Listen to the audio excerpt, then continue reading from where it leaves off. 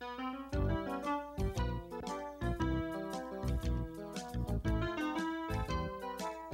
the studios of the Pemberton Township Board of Education's Channel 14, it's time to find out what's cooking.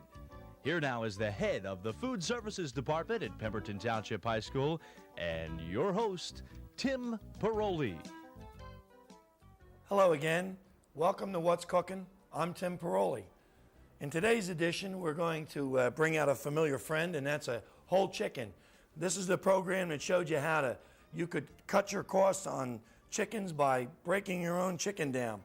Now, since you've been watching the program a while, we're not going to go through the whole chicken with you. What we're going to do is show you that today we are after the breast portion on the chicken, because we are going to show you how to make chicken cutlets. Chicken cutlets, we've done them on a previous program a different way. We're going to show you a way today that is very popular, a chicken cutlet parmesan. However, we're also going to try and cut down on some of the calories that you take, and I'm going to add a couple differences to the preparation. It's going to drop a step, and it should work out to be nice and easy for you. What you're going to need is a whole chicken, and the only thing you really need in breaking down your own chicken or poultry is a small knife like this.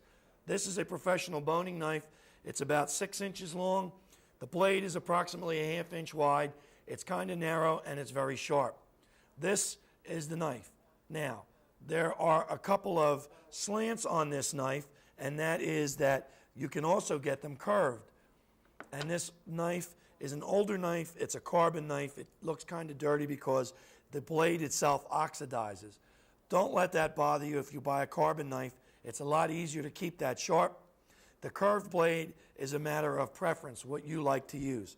If you're worried about how it looks and money is not a problem, then you can afford to buy a stainless knife. Buy a good one so that it will sharpen and hold its edge. A problem we had with stainless knives was that they looked good, but they didn't stay sharp. Another thing that you're going to need is a mallet. If you don't have a mallet, a small frying pan will do. This is just a nice heavy-headed aluminum mallet that's fairly easy to clean, and we're going to use this today in making a cutlet.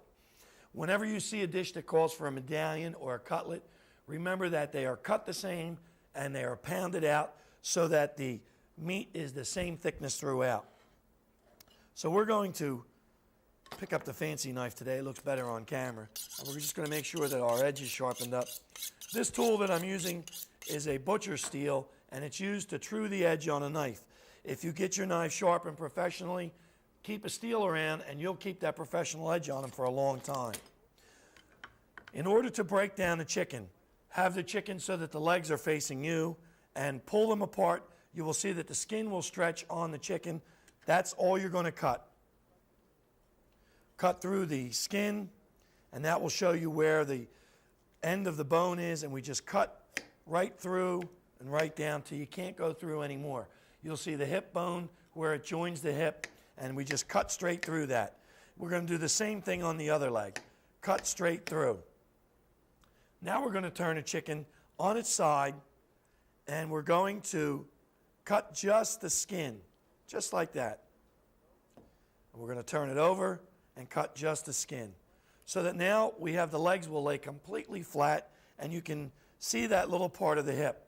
Pick the chicken up by the leg, bend it backwards like that, and a bone should pop out just like that. It will either be red or have a white color on the end of it. Picking up on the leg itself, pushing down on the chicken with the knife, just give it a little pull, and that'll pull right out. And just cut that off, and you've removed the leg.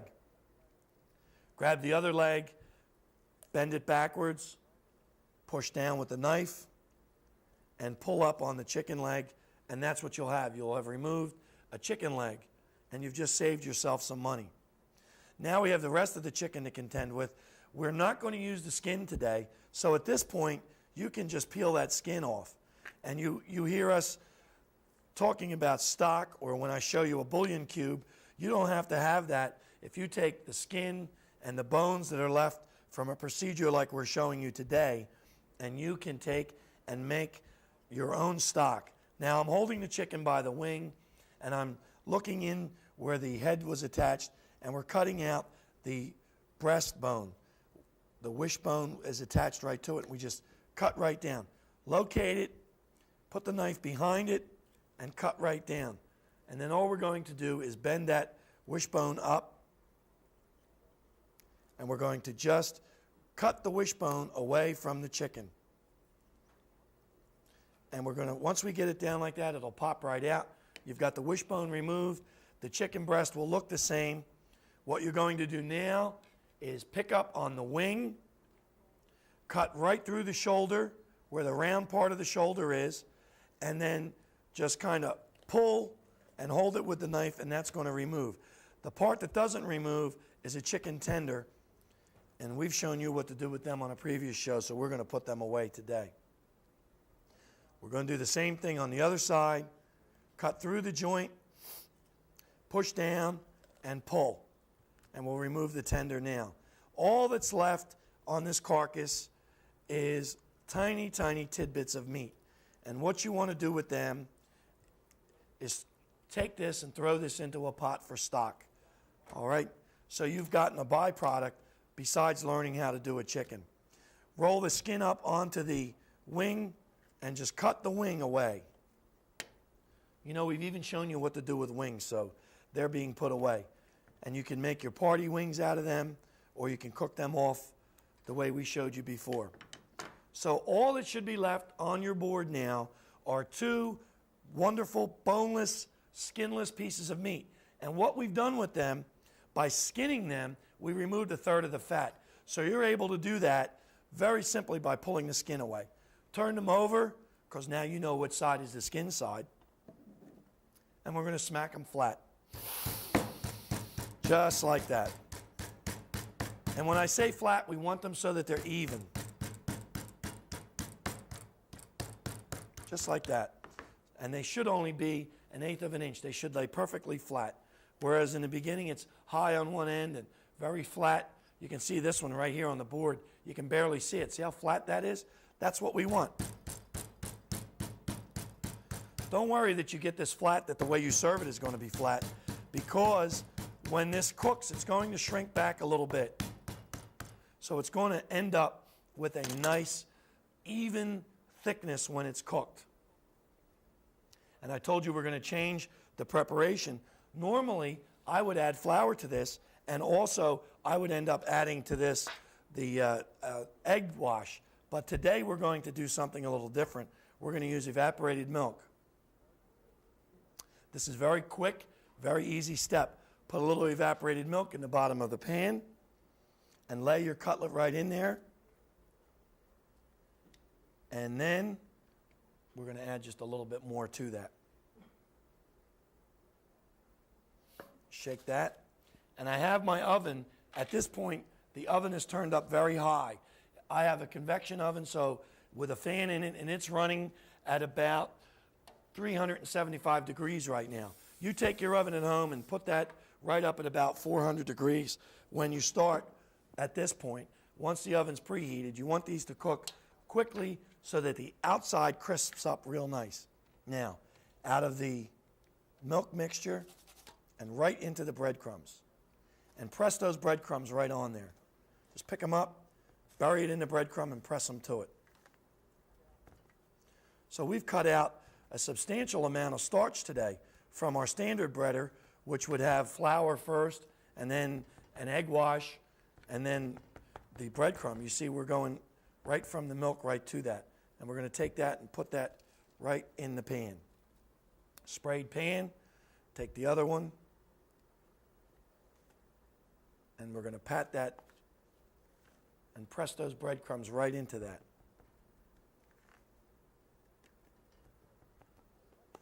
So by pressing the crumbs in it, you're going to feel that the whole cutlet's going to stiffen up a little bit, and that's what you want it to do. Make sure it's nice and even. Shake off any excess. A little too much there. There we go. Patch any of the spots that don't have any in it. And we have our cutlets all ready. And then our cutlets are going to go from here right into our oven. And we're going to cook them until they're crispy on the outside.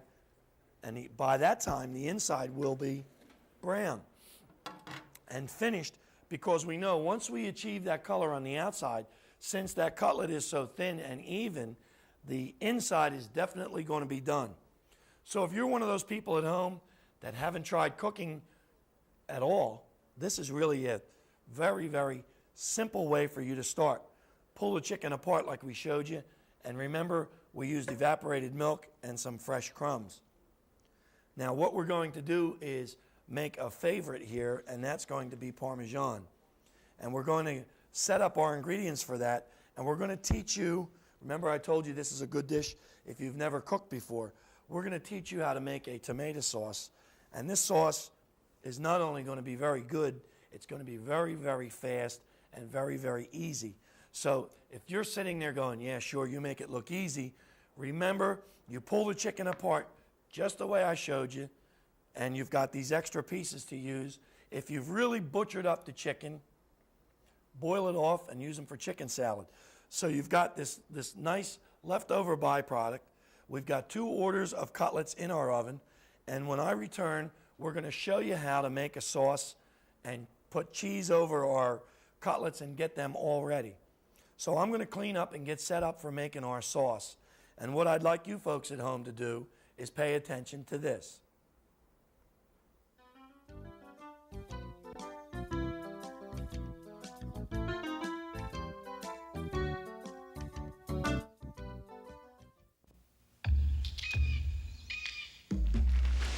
He protects all living things in the forest. But he can't do it alone.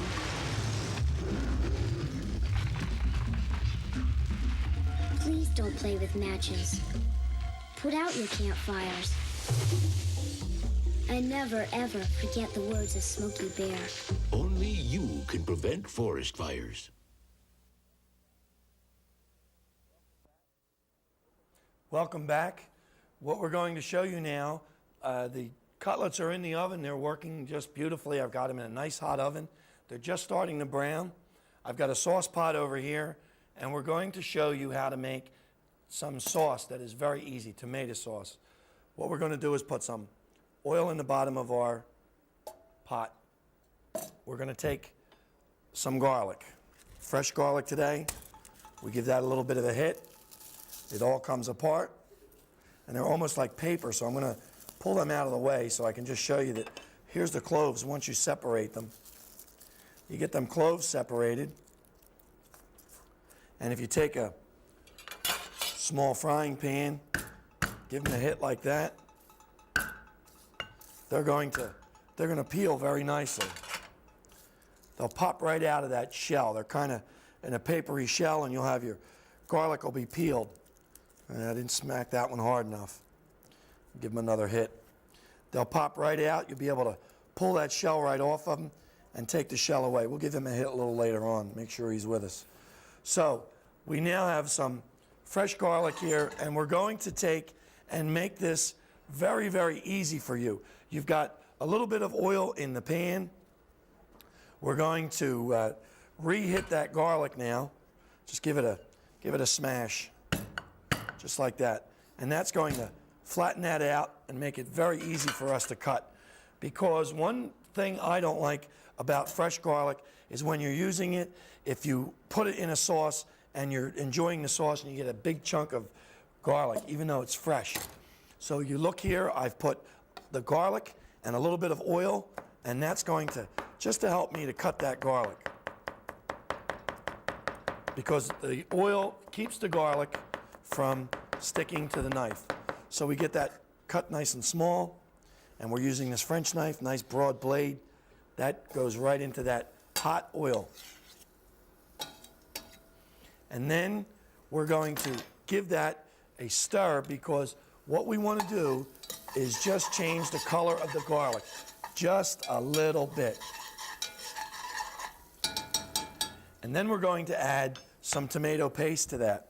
Now what we're going to do is show you how to make a sauce using a condensed tomato product. And that's what makes it so easy for us.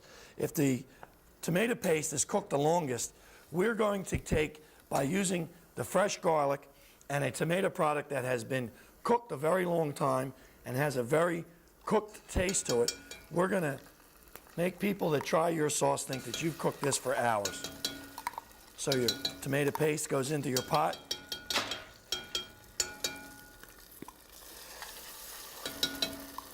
And then what we're going to do is reconstitute this tomato, because the tomato paste is nothing more than a tomato that's been cooked and reduced down.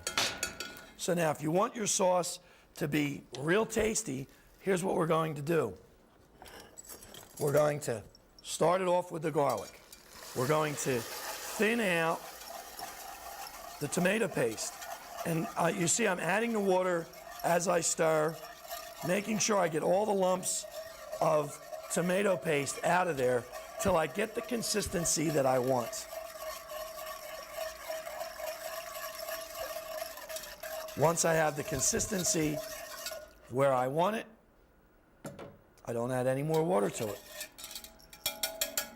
And now I've got a smooth looking sauce. You see it's already thickened up and it's already got the bits of fresh garlic in there. So we've taken a canned product, added some fresh things to it, and it's going to take on an entirely different taste. And that's what we want to do. This is a nice dark colored sauce, so we're going to add some black pepper to it. We're adding some oregano. Now to the 2 cans of paste, I've put in maybe a teaspoon of dry oregano. To that, I'm going to add a teaspoon and a half to twice the amount of basil, because it's a lot sweeter. It's going to give that a nice sweet taste. I've got in front of me here a little bit of chicken base, and I'm sprinkling that across the top instead of salt. And I'm going to put in a spoonful of beef base instead of salt, and that's going to add to the flavor. Now what you could do at this point, instead of using a base, you could add a bouillon cube crushed up to that to give that an extra flavor. And the oil's in the bottom. So our ingredients to this is tomato paste, salt, pepper, garlic, oregano, and basil. And we add those 2 bases to it. And if you take a look, that sauce looks great already. And all we got to do is bring this to a boil and let that simmer. Before you do that, how do you know if it's going to turn out all right? Let's see if the seasoning is correct in that.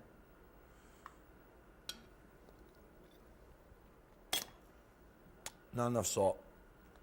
But I'm not going to add the salt to that. I'm going to shake just a little bit more of the chicken base to that.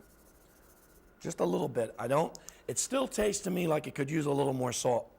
So now I'm going to take, since my sauce is already boiling, and we're going to shake into that some grated cheese.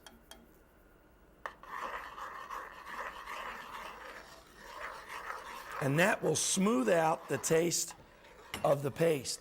It's going to give this a nice, smooth flavor. When I tell you, sometimes you take a bite of a tomato sauce and it bites you back, add some of the grated cheese to this, and you're going to find out it smooths it right out. So our sauce now has nothing more to do but to boil, and it's ready. So we've got a nice, fresh tasting sauce already made, and it's come to a boil off the stove with that. I'm going to head over to the oven now and pull out our chicken cutlets to see how they look, because in order to make it Parmesan, we needed to have a sauce ready. So I'm heading over here to the oven. These cutlets are sizzling away. They're nice and brown. There we go. Get them over there. I'm leaving the oven on. Those cutlets are done. We're going to spoon some of the sauce over the cutlets. And you can see that breading really held on to them nice. So even though we didn't run it through our regular old breading and all that mess, we've got an easy breader there, and it worked out nice. And then we're going to put some mozzarella cheese over the top of that. And they're going to head back into the oven. And now that I've got all my heavy baking and cooking of these done, the oven is still on. They're going in the oven now, and I shut the oven off. And we're going to let something called carryover cooking take place. We have heat in our oven. We have heat in the sauce and in the chicken cutlets themselves. So now the heat, all of that from the oven is going to be enough to melt that cheese. Very basic. Now you say, gee, that might be a little too easy. So what we want to do is fire up the sauce a little bit to kind of go as a side to that. So I'm going to put a frying pan on. I promised you we'd take care of that last piece of garlic. And what we're going to do now is you can take and completely alter the flavor of our basic tomato. Now we've got a little garlic here. We're going to give him a little puddle of oil. And this gives you a more precise cut on your garlic, getting it nice and small. Nice and small, and that's what we're after.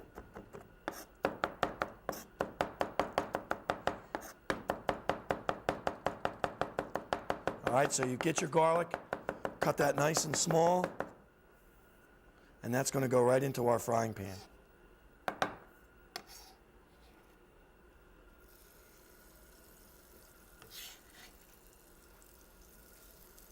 And then, if we want, we can add a little more oil to that if we need it. That looks pretty good. Now we're going to add some fresh mushrooms to it because, as I told you, it's a very basic sauce that we have here.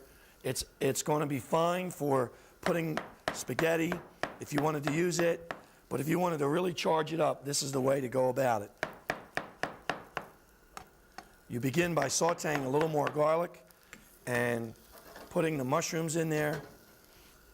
And once that garlic began to brown just a little bit, I gave it a quick toss to remove it from the bottom of the frying pan.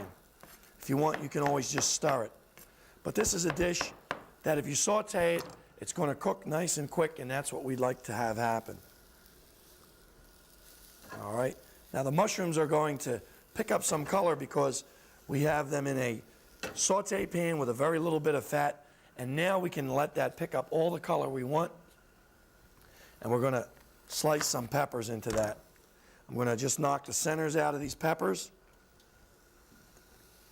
taking them off, popping the ends out. And this will be an addition that we can put in our sauce. If you put peppers in your sauce early, they can tend to overcook, and they'll give you too much of a pepper flavor, maybe more than you really wanted, and the peppers end up overtaking your sauce. I'll give them a little bit of a toss there. And now we're going to cut some of our peppers up, because you may find that a plain Parmesan may not have enough of the fire that you're looking for, so you can add this as an aside to it. And once they've picked up enough color, we're going to begin adding a little bit of sauce to this.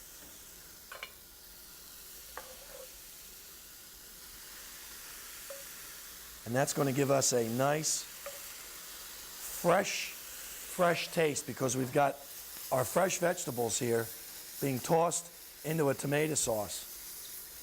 And that's also going to further cook our sauce, and that's the biggest problem that most people have with the tomato sauce is we either undercook it to death or we overcook it.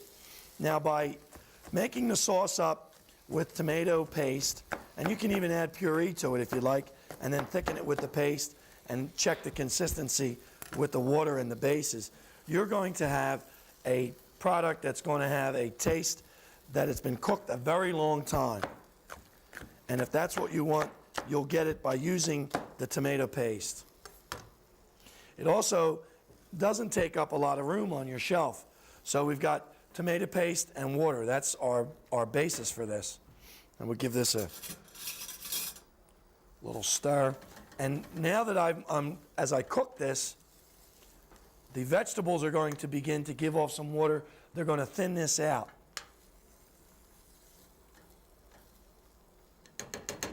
And we know the taste that we have from our sauce. However, I want these to have a little more. So we're going to fire these up just a little bit more. And these are going to get some black pepper, a little bit of dry mustard across the top. You can see as I'm seasoning these, they're beginning to bubble up, which they're giving off the water. The water is breaking out of the mushrooms, and it's just thinning that sauce out just to a nice consistency. If it got to where it got a little too thin, we would always just add a little more sauce to it. So now I've got that fired up sauce right next to it. And we're going to serve that as an aside to our Parmesan. So we're going to pull the Parmesan out of the oven. And we know that it can't overcook because we let the oven, the heat from the oven, finish off our cutlets. And the heat is only enough to melt the cheese. It's not going to be enough to burn it. So don't worry that, you put them in the oven and you walked away like I told you, and are they going to burn? Well, they're not going to burn at all. Now we have one, and we're going to serve that set up with a nice side of a hot vegetable in a marinara sauce, just like that.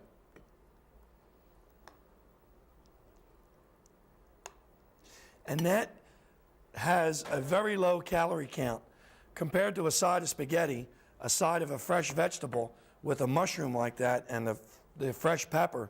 We're not adding any more starch to your diet, no more carbohydrates, and with the little bit of breading that we have on the cutlet, you're not going to be taking in too many calories. And the way we would set up our Parmesan to be all by itself, and that would be seasoned up and set up. We would take and just touch that with some of our grated cheese and touch that up with just a little bit of our parsley flake. And that gives us a real nice color contrast on our plate. Now, whether you're preparing these to be served as an entree, like I have here with a side of a fresh vegetable instead of the usual spaghetti, that will go really nice with that. You can also make them up to be served as a platter the way we've shown you today, or these cutlets will fit perfectly on a Kaiser roll. And you can put the cutlet down and then our sauteed vegetables right on with it, and you'll have a sandwich that is really a really good meal. It's also nice to split a loaf of Italian bread and load these up and cut them if you're at a party. It's a very nice way to do that. You lay the cutlets in there, then our vegetables and our sauce back into the oven for just a minute, and you're going to have a nice party platter that's really unusual. So we've shown you how to take a plain chicken, save yourself some money to boot, and make two very nice dishes from chicken cutlet. Thank you for watching.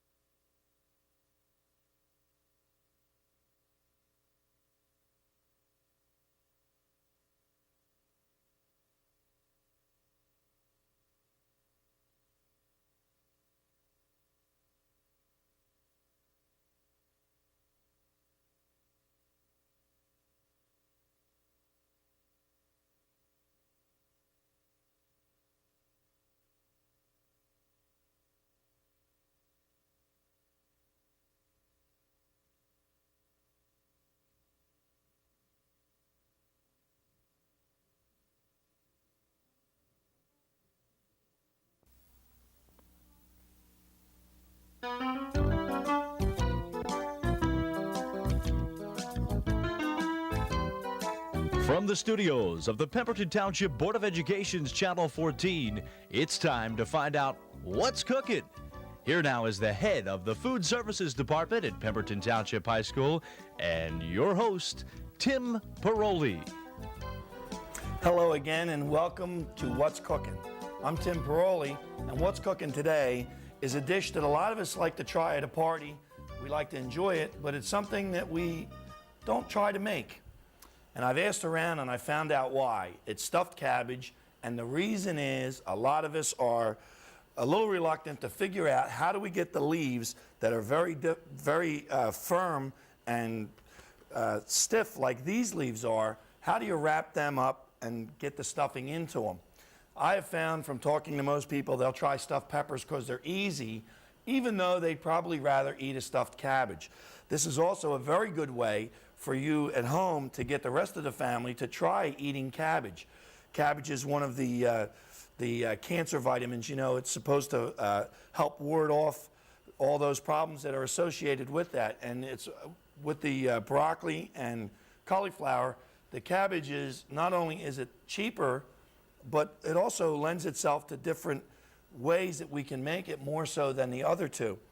So today we're going to show you how you can make up stuffed cabbages, and we're going to show you what to do, how to make them roll and how to make them stick. We're also going to show you how to make a neat little baby cabbage vegetable out of this. And then we're going to show you how to make just a shredded, sauteed cabbage vegetable. So if you haven't tried it, if you've always had cabbage, maybe just a big wedge of it and it kind of tasted lousy, or it was gray when you had it, be sure to watch today. Try it the way we show you because it should be green and it should have a very good flavor to it. When you purchase cabbage, the heads should be a lot like the ones I'm showing you here. These heads, even though they're not exceptionally large, you don't want them much smaller than this. The head of the cabbage should be kind of round and it should be symmetrical. That is, if it's a round in shape, that's the shape we want. It should also be very firm. Other than this outside leaf, if I crack that off, this is very firm, and that's what we want, a nice, firm, dense cabbage. The color on the outside, the leaves should be a nice, deep green, and the veins inside, like that, the little fingers going up, should be a lighter color. That's fine.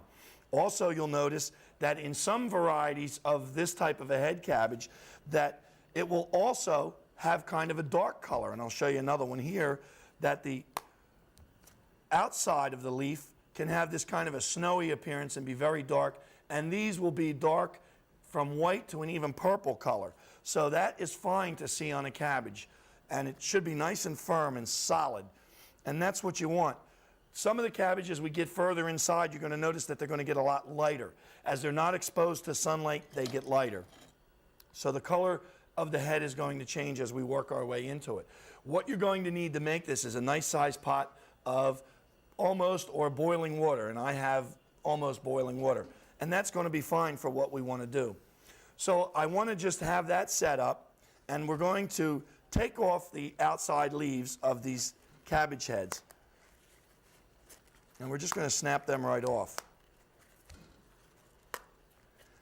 Now, you might be saying, yeah, but when I get a head of lettuce, and this one's got a tear in it, and that's not a problem, okay? You see that little hole right there? That's no big deal. Sometimes you can't snap this many off of it. Well, that's what we're going to show you today, why that's not a problem. We're going to take one of these, and we're going to just dip that into our boiling water. Whenever you have a lid, lift it up quickly and tip it sideways so the hot water runs away and into the pot, and so that any steam is very quick and will come right away from the pot. And we're just going to put that in there like that. And in a matter of a minute, sometimes a lot less, they will peel right off of there. All right, so that is ready to peel off. And you'll hear that the vein part, or the rib, is still very, very stiff. So this is a very, very stiff leaf yet. All right, if we have another one ready to peel, they'll peel readily. If they don't, just leave them right in there like that. And we're going to put that in there and forget that for a couple of minutes because I want to move on and show you the filling for these. Somebody made a wise comment to me, gee, you never use a pan lid. I don't usually buy lids with pots if I'm going to use them commercially. The reason is a lid is only good for one thing, and that's just covering the pot. Now we've got, this is a kind of a pizza pan, and I can throw these leaves in there, and as soon as they soften up enough, we're going to throw them right in here. So not only is this being used as a lid, I also can use this as a container for getting the cabbage leaves ready. We'll get a few of them set up there. There we go. And we'll pull them out in a few minutes. And what I'm going to do, so I don't confuse you, is I'm going to just look in there, and when they've turned a real bright green color, the color will intensify quickly. See, I'm doing it as I'm showing you here. The color will change. Then I'm going to just lift them out and throw them on here and leave them wait for us. Meanwhile, back in the bowl, I've thrown a little bit of ground beef in there, and I'm going to season that. These don't get a whole lot of seasoning. Don't go crazy when you make them the first time. You can go crazy with the sauce if you want. We're going to put salt over top of that. Now I've put, probably if you looked at that, you'd say, my goodness, that's double the salt I would use. So when you first season the meat, put double the amount of salt and pepper in there. Okay, twice as much as you would use. Putting a little parsley in there to sweeten it up and give it a little color. The reason that we doubled it up is because now we're adding to that some cooked rice. And rice, if you've been watching the program, you know rice is a starch. And it takes a lot of salt and pepper to bring the flavor out. So since it's a starchy food product, we're going to put that in there. So that's why we doubled up the seasoning. But you knew that. Okay. Take a look in there. You'll see that we've put in about the same amount of rice as I did meat. Because since this rice is already cooked, it's not going to get much bigger than it is there. And we're just going to cut that up a little bit. And make sure I have that meat broken up fairly well.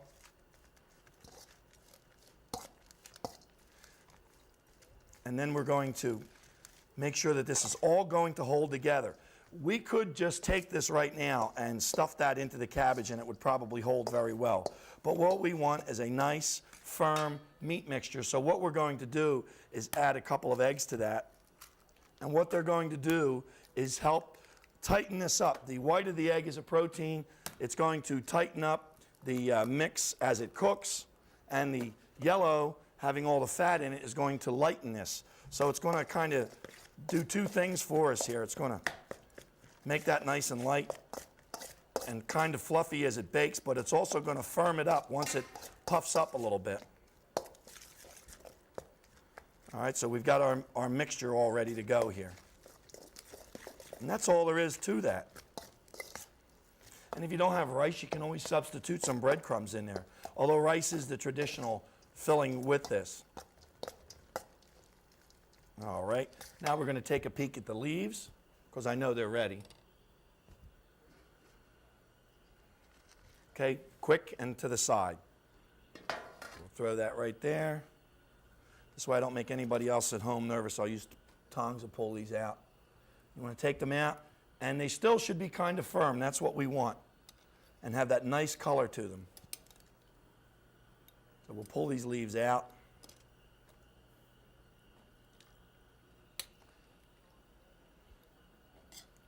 Depending on where the leaf was in the cabbage is going to determine how much time it needs in the hot water.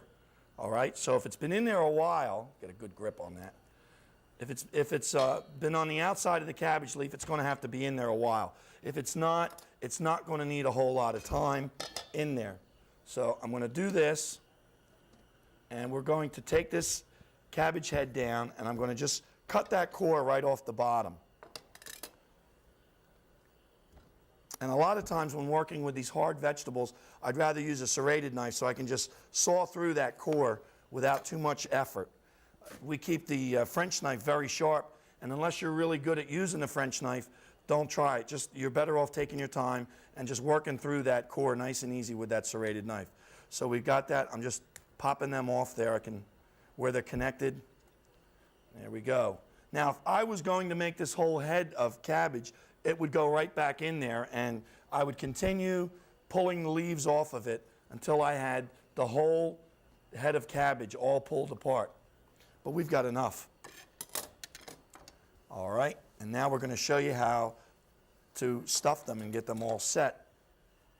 So we're going to put the bowl of stuffing over here, hopefully not too much in the way.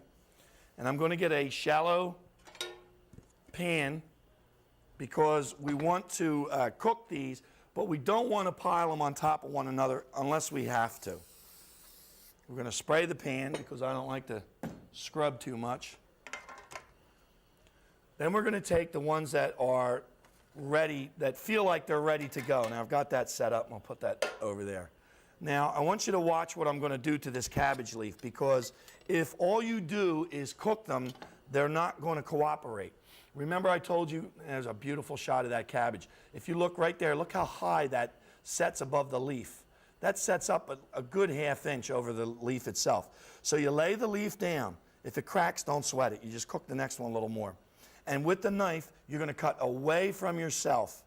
We're just going to stick the knife in there and press the knife kind of flat and just cut that right off of there, that stem part. And I'm going to just take that back. And I want to show you, this is what we took off. And you'll see now that the leaf is kind of flat, okay? That's what we want to do.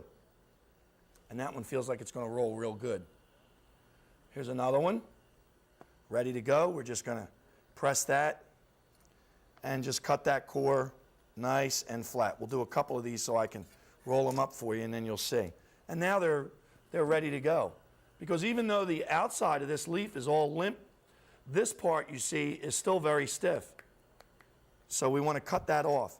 Because by the time you were able to get that vein on that cabbage leaf to become tender, the rest of it will not hold together at all. And we do want this to encase the filling and hang on to it, because these are great as an hors d'oeuvre.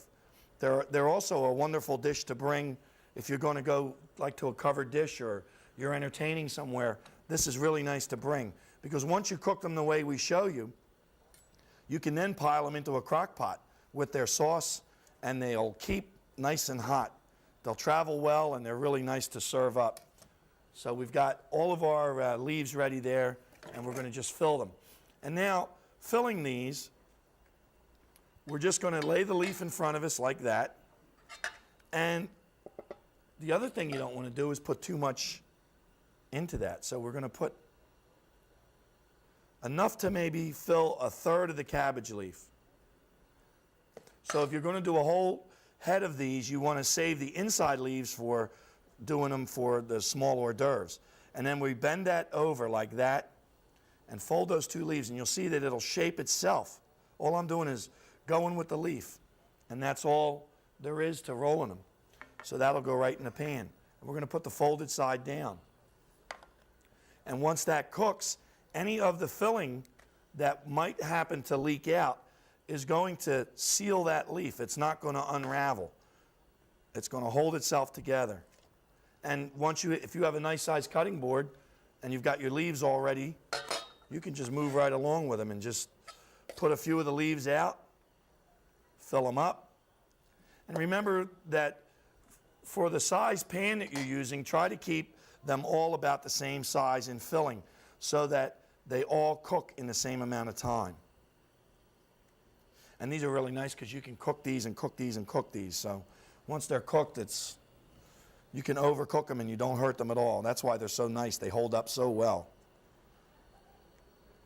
Now at this point, if you wanted, and you could put them in the freezer in a flat pan, you could do that and just freeze them, because our leaves are already blanched and they will freeze very nicely.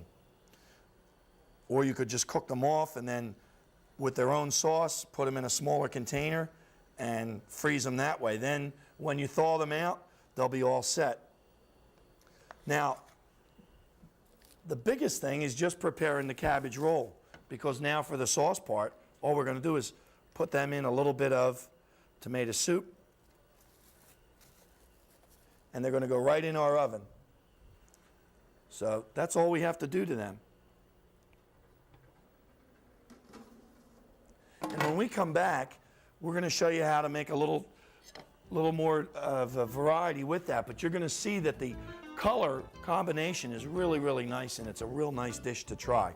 So while I'm getting ready and letting them cook a couple of minutes, I'd like you folks at home to watch this.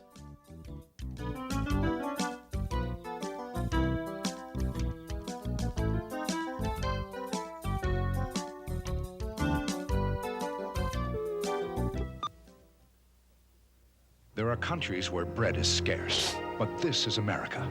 Countries where electricity is rare, but this is America. Countries where infant mortality is a problem, but this is America. Here, it's a crisis. Every 13 minutes, another infant dies. But we can help prevent many of those deaths with prenatal care from programs like Healthy Start. Find out what you can do. Why? Because this is America. Welcome back. These have been in the oven a little bit, maybe 3 minutes. And what we're going to do is take a look at them, and I'm going to just baste them a little bit. Because what we're actually doing with this now is braising these. We're just taking them, even though they're in a liquid, maybe a third of the way up, we're covering them with a little bit of that soup. And then I'm going to put another one of my fancy lids on it, and we're going to just leave them in there for a little while, because now they're going to steam and they should cook up really nice. Now what I've got going here are some more of the leaves, and I told you that we could show you a couple of other things you can do with the cabbage, and I'm going to put them together. But before I do, I want to give you a food that you can use together with this. If you try making our cabbages, I want to show you a very quick potato. It's very quick, it's very easy, and they're very good actually. If you're tired of peeling and baking and mashing potatoes, just take them, a couple of potatoes, you take an onion, and all we're going to do is take the top and bottom off of the onion, and we're going to leave the onion whole, and we're going to peel that off of there. It's nice when you have a little room, like a cutting board or two, you work right on them, you're all set for laying a lot of these foods out. And that, if you're going to be making more than one or two, that's what you want. And we just pop those skins right off of there. And now I'm going to work just a little quickly because I don't like the onion to get ahead of me. So I've got a shallow pan here, and I've got my grater, and on the large side of the grater, okay? We're going to grate a little bit of onion. And I'm going to roll the onion like this as I grate it so that I cut both sides of the onion, okay? And we just roll that around like that, nice and easy. And you'll find that when you grate an onion like this, it cuts it really, really, really small. So we got some onion right there, okay? Now that to me is like a quarter of a potato. You like how we measure that? About a quarter of a potato, because here's one of the potatoes.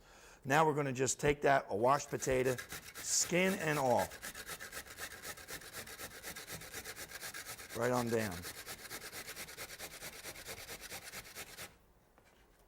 I'm not going to grate my thumb. I'm going to throw this away. Okay, I got another potato now. See, now I've got double that. Put a little more potato in there.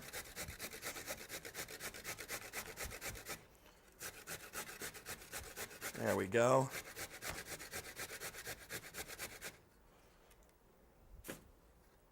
All right, I'm going to just tap out the grater.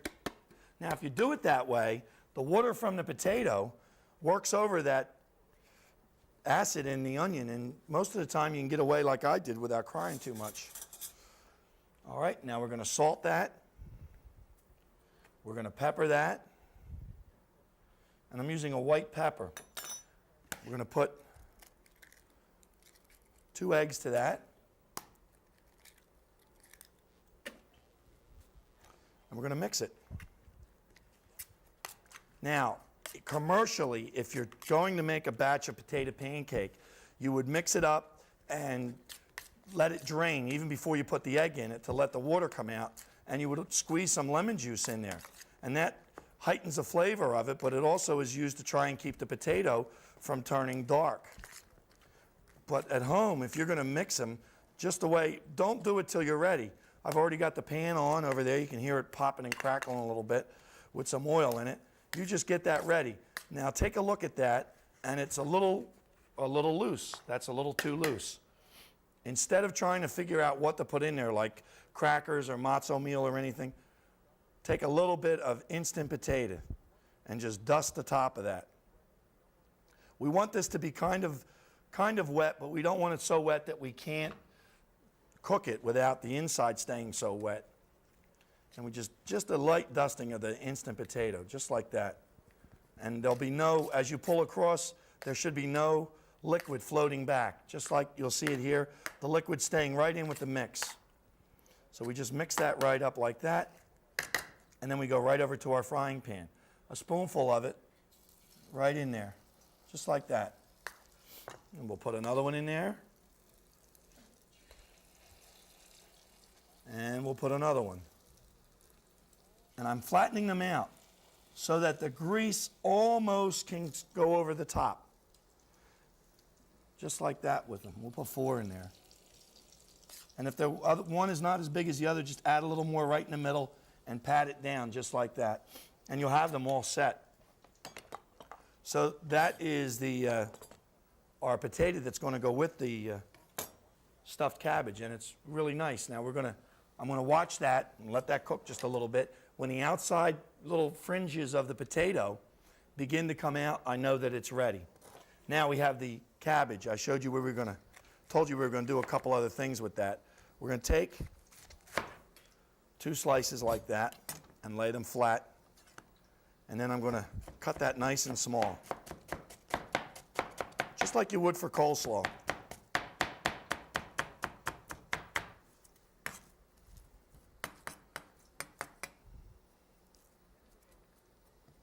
All right. And then we're going to take some of our leaves. Now I saved the outside green leaves, the real green ones for this. And we peel that down. And then we're going to fill that with some of the shredded cabbage. Now I'm going to crunch that up a little bit so I can get it into a little bit of a ball shape, because that's what I want, like that. And then that's going to go into the center of the leaf. So I'm holding the little ball of cabbage and I'm putting the leaf right on top of it. Then I'm going to take that and I'm going to reach over here for one of my little towels. And I'm going to press that little ball of cabbage now into the towel, nothing up my sleeve. And then I'm going to twist the towel on the cabbage, nice and tight. Hold it for a second. And we're going to open that up. And that should look like a little cabbage head. And we can cook them, and you can put any kind of flavor in with the cabbage. So this way, if you try our dish today, I don't want you to try it and end up with a lot of waste. We're going to use up the cabbage. And that cabbage, all ready to go like that, is great. If you microwave that, it really microwaves great with a pat of butter. Of course, if I'm making them for myself to eat, they've got the pat of butter already inside of them. All right, I want to jump back to our potato pancake, and we're going to give them a turn because the edges of them are now nice and brown, and they should stay nice and crisp. When you go to bump them from the pan, they'll move a little bit. They should be nice and stiff and crispy, and that's just how you want them to be. They should knock loose like these all did. If you have trouble with them sticking in the pan, the problem may be that you have not heated the pan up enough. So make sure that you heat that pan up. All right, I've got a leaf there and a leaf here. We'll get these. I'll do this one more time for you so you can see it. So we've trimmed that leaf. I'm taking some of the shredded cabbage. And we just give that a squeeze, because the reason I'm squeezing this is because this cabbage cut is still very firm and it will poke right through the leaves. We don't want it to do that. So give it a squeeze, okay? We've got a handful of that. Then we take the leaf and put it right in the cup of the leaf. Right in the center. This goes in the center. Then we pull all the edges of the leaf up. I keep moving around. I'm driving my cameraman crazy. There we go. So that it will look like that. But this is the side that we're after. Once you have it looking like that, you put the towel over that, and then pull down with the towel and give that a twist. Just like that. And we give it a squeeze now. I'm going to give it another squeeze in the towel. There we go. Like that. And let it go. And we're going to turn it right out. See, it'll stay pretty well, provided this outside leaf is cooked enough. So you've got, you know, baby heads of cabbage there. I mean, if you don't like the Brussels sprouts or the price of the Brussels sprouts, and you want to use the cabbage like we've shown you here on the program, then that is what you can do with them. Put this over here out of the way. All right, those potato pancakes look like they're about ready. I want to pull a plate and we'll get them out. I also want to grab a little piece of brown paper here. When you do the potato pancake at home, see, I only used 2 potatoes, and I got 6 or 8 here I can make with no problem at all. Make them up, cook them all off, cool them off like I'm going to do right here. Make sure you drain them. And then these will freeze real nice. The other nice thing about these is that they will keep in an oven. So if you've got a lot of people over for a breakfast, this is a real nice potato. I mean, it's different from the home fries or any other kind of potato you might make in the morning. And you put them on a nice heavy plate like this and stick them into the oven, and you're in business. I mean, as you cook the eggs or whatever, the potatoes are all ready. So now we've got to get a plate so I can show you how this is going to look. And we're going to get our little cabbages out of here. Take our lid off. Set that right here.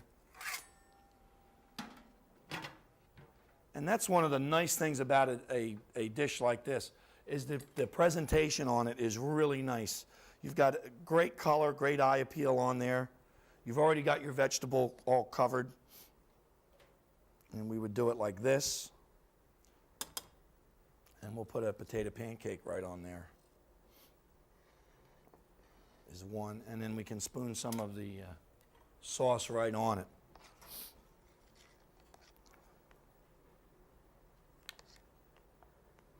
And they are going to have a lot of color.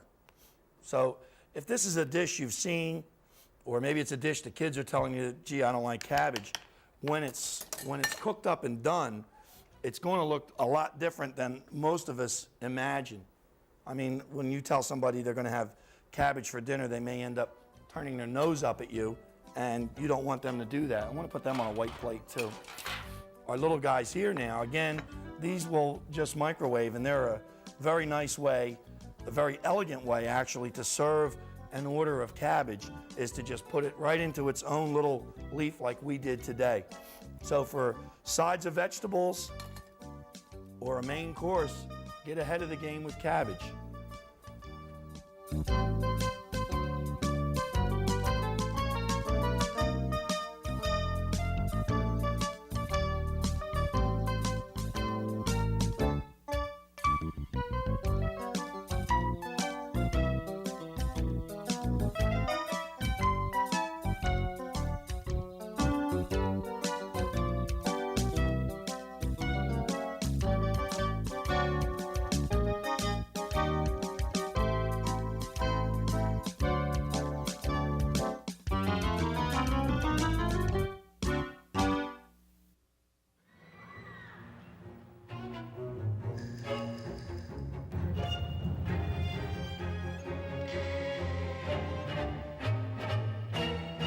Your first time as a Junior Achievement Elementary School volunteer can be a little scary.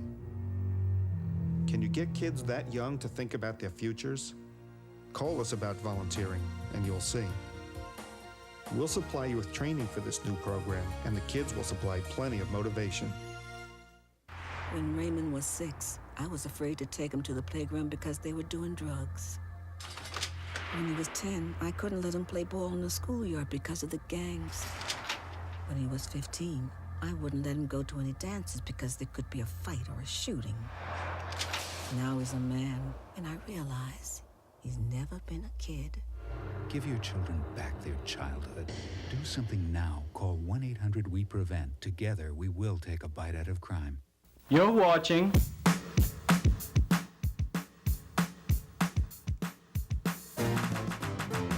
Channel 14.